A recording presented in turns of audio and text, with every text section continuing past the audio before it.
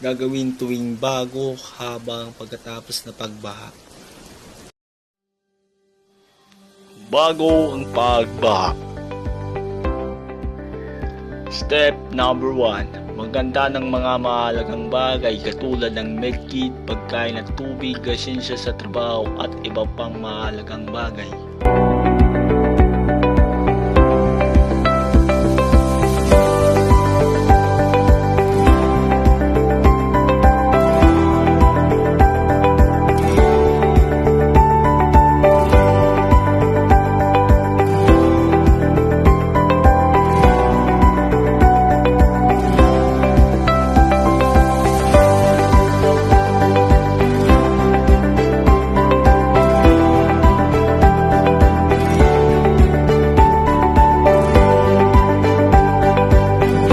Lumikas na maigi sa matataas na building o matataas na gusali.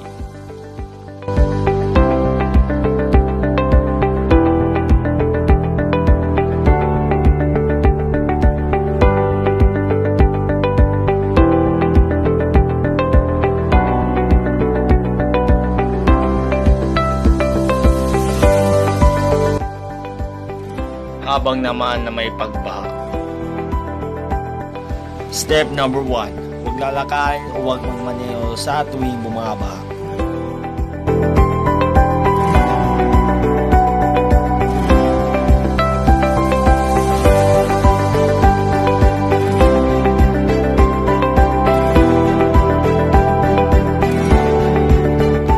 Step number 2. Mag-ingat tayo sa mga sapa at kanal upang iwasan ang pagdali ng mga lalakas na tubig nito. Pagkatapos na pagbaha. Step number 1. Makinig tayo sa telebisyon at radyo sa pagkatapos na pagbaha.